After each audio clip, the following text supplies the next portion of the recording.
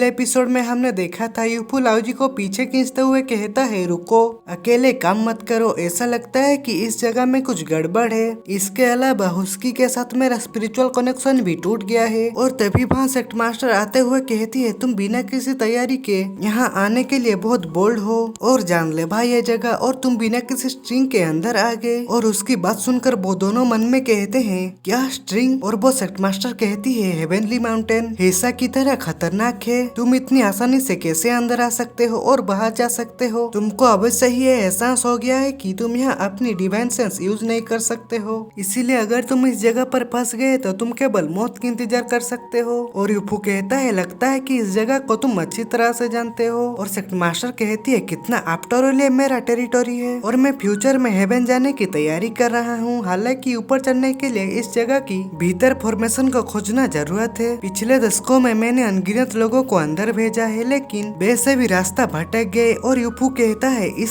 सिर्फ इसलिए कि तुम इसे खोजने में एबल नहीं हो, ये मत सोचो कि मैं वही हूँ। और सेक्ट मास्टर उसकी बात सुनकर कहती है मैं इसे दशकों से खोज रहा हूँ, तुम जैसे 20 साल के बच्चे को ये कैसे मिल सकता है। यूफू कहता है हाँ, तुम्हारे द्वारा बताए गए हर चीज के बाद मैं कुछ चीजें के बारे में कन्विंस हो गया हूँ। सबसे पहले इस जगह में फॉर्मेशन है, दूसरा यहाँ आने वाले लोग खो गए हैं लेकिन नुकसान नहीं होगा। और लाउजी कहती है उसकी और फैटी के बारे में क्या। यूफू कहता है चिंता मत करो, वो दोनों ठीक होंगे, वो दोनों शायद खो गए होंगे। उसके बाद सेक्ट मास्टर कहती है तुम उसके बारे में गलत नहीं हो, लेकिन मैं जानना चाहती हूँ कि तुम फॉर्मेशन को कैसे खोजने वाले हो। यूफू कहता है यह ठीक तीसरा पॉइंट है और फॉर्मेशन तुम्हारे सामने है, तुम इसे एक्टिव करने के लिए बहुत कमजोर हो। क्या तुमको याद है कि मैंने फॉर्मेशन के बारे में तुमको क्या बताया था। उसके बाद हम फेटी को देखते हैं, वो कह रहा होता है ये जगह कहाँ है, मैंने बस अपना 1 मिनट के लिए ध्यान खो किया दिया और अब मैं पूरी तरह से खो चुका हूँ। और वही टाइम पर फेटी कुछ महसूस करता है और कहता है वो क्या है। उसके बाद सेक्ट मास्टर कहती है क्या ऐसा हो सकता है कि यहाँ नीचे सभी फॉर्मेशन है। यूफू कहता है बिल्कुल सही, ये माउंटेन खुद एक फॉर्मेशन है। और वो यूफू वो फॉर्मेशन को एक्टिव कर लेता है। उसके बाद हम देखते हैं जुकोंग फैमिली को।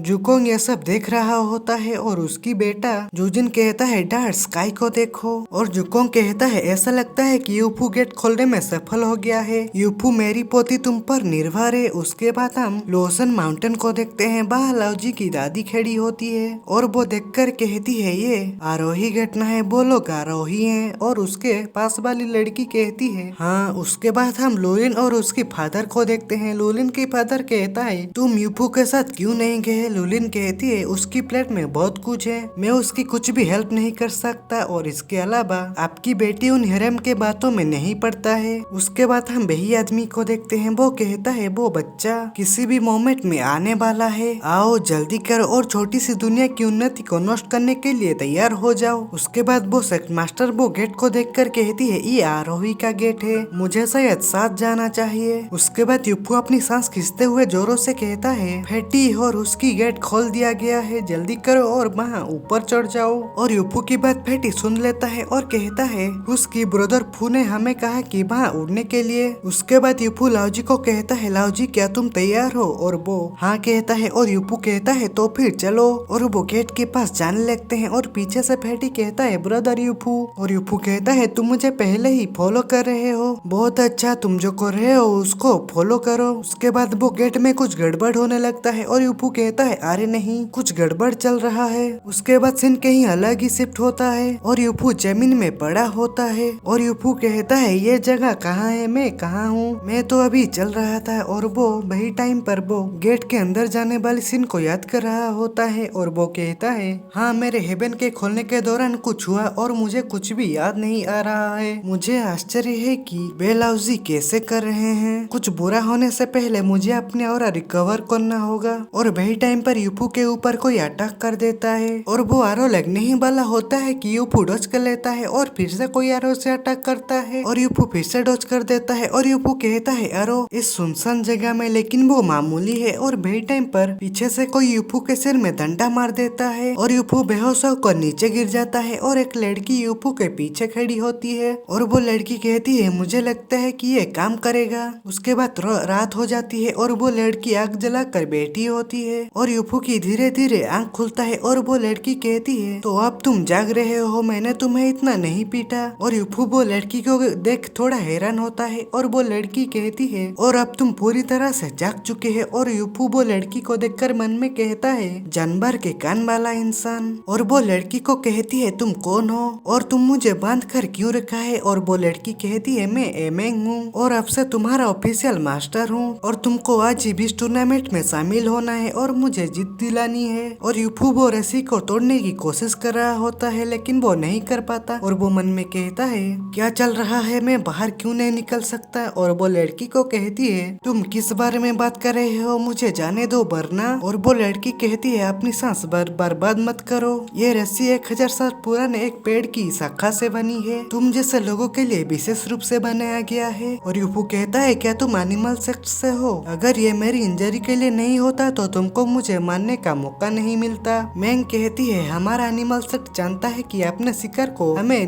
नोटिस किए बिना उसके पास कैसे जाना है, भले ही तुम एक सुप्रीम कल्टीवेटर हो तुम इसका पता नहीं लगा सकते, इसीलिए मैं तुम्हें पकड़ने में पूरी तरह से कैपेबल हूँ। उसके बाद वो दो एनिमल सेट के लोग वहाँ आ जाते हैं और एक कहता है आया क्या ये एमेंग नहीं है। ये सुनकर एमेंग कहता है ये कौन है। और उनमें से एक कहता है मैंने सुना है कि तुमने कल्टीवेटर पर कब्जा कर लिया है, इसीलिए हम यहाँ देखने के लिए आए हैं। और एक उल्फ जैसा आदमी कहता है यह देखने के लिए कि वो कितना स्ट्रॉन्ग हो सकता है। और एमेंग गुस्से से अपने हाथ को यूफू के मेन पॉइंट पर मार देता है गलती से और कहता है देखने के लिए क्या है, वो वैसे भी आज रात की फाइट जीत जाएगा। और हम यूफू को देखते हैं, एमेंग यूफू की हालत खराब कर दी होती है और एमेंग यूफू को देखकर कहती है सॉरी मेरा ऐसा करने का मतलब नहीं था। ये देखकर वो उल्फ आदमी हंसने लगता है और कहता है क्या तुम इस कमजोर के साथ इस टूर्नामेंट को जीतने वाले हो, वो कल्टीवेटर भी नहीं हो सकता। और एक उल्फ आदमी कहता है मैंने ऐसा नहीं कहा, तुम हर साल हारते हो,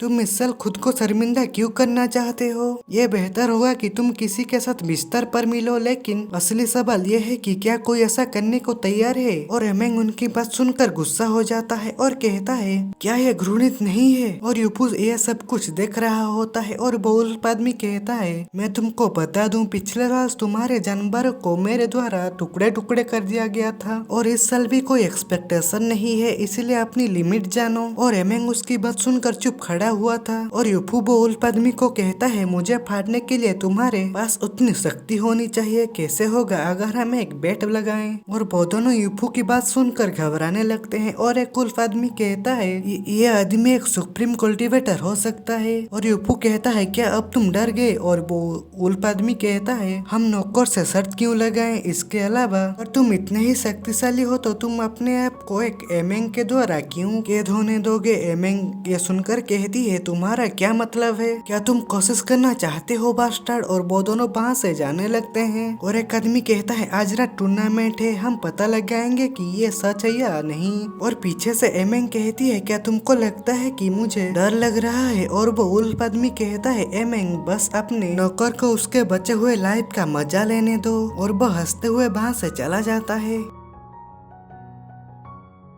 राइटर के हमेशा बेवकूफों को क्यों सामने लाता है। उसके बाद मैंग यूफू को पूछती है हे क्या तुम इससे जीत सकते हो, तुम्हारा वो शब्द बाहर फैल गया है, तुम कितने % जीत की उम्मीद रखते हो। और यूफू कहता है मुझे आश्चर्य है कि वो आदमी कितना शक्तिशाली हो सकता है जो मुझे टुकड़े टुकड़े कर सकता है। मैंग कहती है जिन सुप्रीम बिस्ट को मैंने पकड़ा वे सभी टूर्नामेंट में मर चुके थे। यूफू कहता है तो तुम मुझे क्यों पकड़े, मैं जानवर नहीं हूँ। मैंग कहती है क्योंकि जब तुम आसमान से नीचे गिरे थे जिससे हर कोई डर गया और वो भाग गया तो तुम्हारे बारे में कुछ अजीब है। ये सुनकर यूफू मन में कहता है ये स्टार शॉट के कारण है। और मैंग कहती है लेकिन तुम्हें मैं कब्जा कर लिया। और यूफू मन में कहता है क्या ये बिस्ट का टूर्नामेंट नहीं है, क्या किसी इंसान का इसमें शामिल होना थोड़ा अनुचित नहीं है, वे मुझे नोटिस किए बिना मेरे पास आ सकते हैं, उनकी कैपेबिलिटी सामान्य से अधिक है। उसके बाद यूफू वो लड़की को कहता है अगर मैं जीत गया तो क्या तुम मुझे छोड़ दोगे। और एमेंग कहती है शायद, तो फिर डील। उसके बाद सीन शिफ्ट होता है और हम टूर्नामेंट ग्राउंड को देखते हैं। वहाँ वो दोनों यूफू और एमेंग पहुँच चुके होते हैं। यूफू कहता है उसके बारे में। एमेंग कहती है क्या? यूफू कहता है मैंने वादा किया था कि मैं नहीं भागूंगा, तुम मेरे साथ ऐसा क्यों करोगे? और हम यूफू को देखते हैं एमेंग उसके गले में एक पट्टा बंध दिया होता है और यूफू कहता है ऐसा लग रहा है कि मुझे पकड़ा जा रहा है। एमेंग कहती है वे सभी इस तरह अपने जानवरों को लगा रहे हैं और यूफू मन में कहता है क्या वो सोचती है कि मैं एक कुत्ता हूँ? और एमेंग कहती है क्या, लेकिन क्या तुम उन जानवरों को हरा सकते हो? तुम पतले होने के लिए तैयार हो जाओ। यूफू कहता है बॉडी ही सब कुछ नहीं होता है, तुम भी छोटी हो लेकिन तुम मुझे मानने में कामयाब रहे। और एमेंग कहती है समझ लो वो लड़का वैसे भी बहुत पतला है, ईमानदार होने के लिए वो कमजोर दिखता है लेकिन वास्तव में वो नहीं है। और बेड टाइम पर वहाँ एक जानवर आ जाता है और यूफू उसको पीछे मुड़कर देखता है तो उसकी आंखें चमक रही होती है और वो उनके सामने खड़ा होता है। और एमेंग उसको देख कहती है डार्क वुल्फ, और पीछे से उसकी ब्रदर उसको कहता है एमेंग क्या यही वो इंसान है जो इस टूर्नामेंट में एंटर करेगा? और यूफू वो बिस्ट को देखकर कहता है ये जानवर कम से कम 1000 साल तक जीवित रहेगा, एक साधारण जानवर इतनी भारी ऑरा को नहीं संभाल सकता। और एमेंग कहती है आवली क्या तुम यहाँ मेरी मजाक उड़ाने के लिए आए हो? और आवली कहती है मैं इतना फ्री नहीं हूँ, तुम जानते हो ये सिर्फ मेरा डार्क वुल्फ है जो उस चीज को अजीब महसूस हुआ। तो वो बहुत एक्साइटेड हो गया और वो डार्क वुल्फ यूफू को घूरते हुए देख रहा होता है और अपनी पावर रिलीज करता है। और यूफू ये देखकर कहता है क्या तुम मुझे डरा रहे हो? और वो डार्क वुल्फ गुर्राने लगता है। और आवली यूफू को देखकर मन में कहती है ये आदमी साधारण नहीं है, इतनी बड़ी शक्ति का सामना कर रहा है फिर भी उसके एक्सप्रेशन में कोई चेंज नहीं है, क्या वो एक रियल सुप्रीम कल्टीवेटर हो सकता है? तो भाई लोग आज के एपिसोड में बस इतना ही। वीडियो अच्छा लगा हो तो वीडियो को लाइक करो और चैनल पर नए आए हो तो चैनल को सब्सक्राइब कर दो। तो मिलते हैं अगले एपिसोड में, बाय बाय।